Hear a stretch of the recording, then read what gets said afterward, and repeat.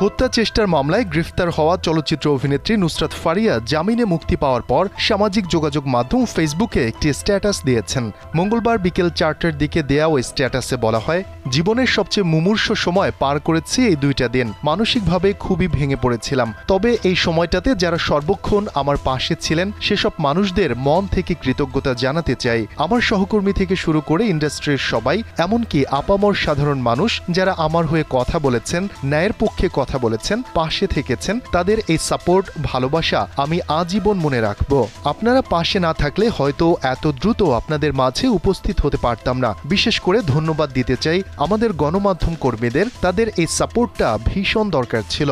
আমি সবসময় মনে রাখব আমার প্রতি আপনাদের ভালোবাসার কথা।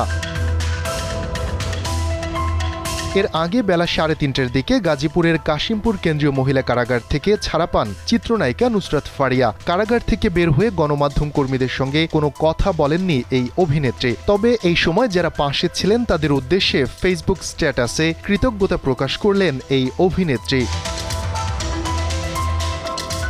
হত্যা চেষ্টার মামলায় গ্রেফতার অভিনেত্রী নুসরাত ফারিয়াকে সোমবার আদালত থেকে কারাগারে পাঠানো হয়। পরে মঙ্গলবার সকালে আদালত তার জামিন মঞ্জুর করেন। এরপর বিকেলে তাকে স্বজনদের কাছে বুঝিয়ে দেয়া হয়। শফিকুল ইসলাম শান্ত, দীপ্ত সংবাদ।